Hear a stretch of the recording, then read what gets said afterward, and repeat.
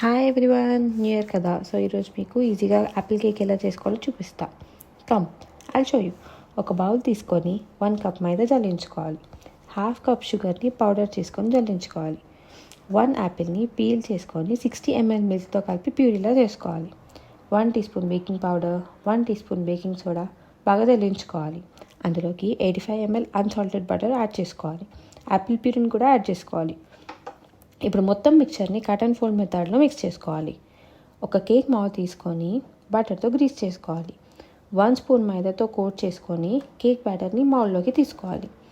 Cake batter settle అయిన తర్వాత 5 to 6 times మౌల్డ్ని tap చేయాలి. ఎయిర్ ఫ్రైయర్లో 180 డిగ్రీ టెంపరేచర్ని సెట్ చేసుకొని 30 to 35 మినిట్స్ వరకు చెక్ చేసుకుంటూ బేక్ చేయాలి.